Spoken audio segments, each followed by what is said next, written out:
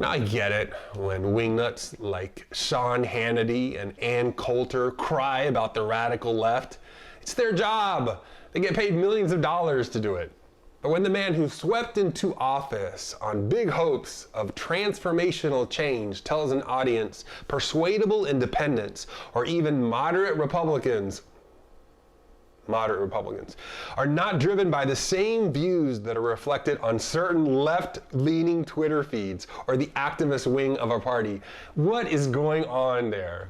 I hate to break it to you, but anyone who after 70,000 brown children have been put into cages, tens of millions of Americans are losing their health care, veterans are being deported, and the leader of their party openly admits he tried to extort a foreign government into meddling in our elections and still calls herself a Republican, isn't going to be persuaded by a little hope and some spare change.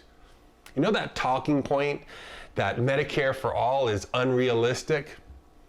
The conservative think tank Heritage Foundation, founded by the Koch brothers, estimates it will cost $3 trillion less than our current system over the next 10 years. Not to mention it's the right thing to do to ensure the most vulnerable members of our society.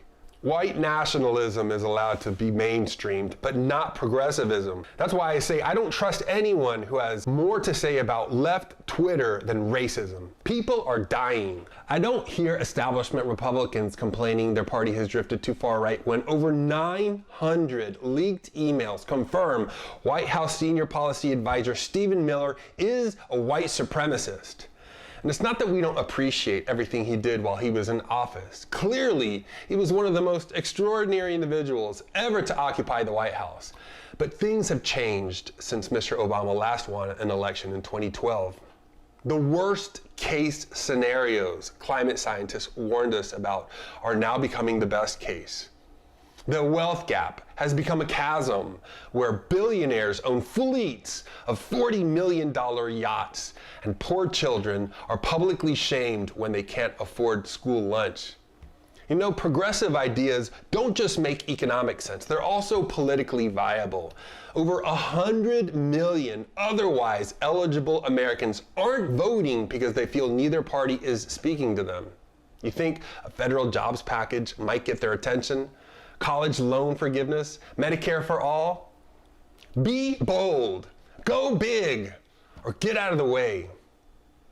If you found this information helpful, share it with a friend, and don't forget to click on the subscribe button.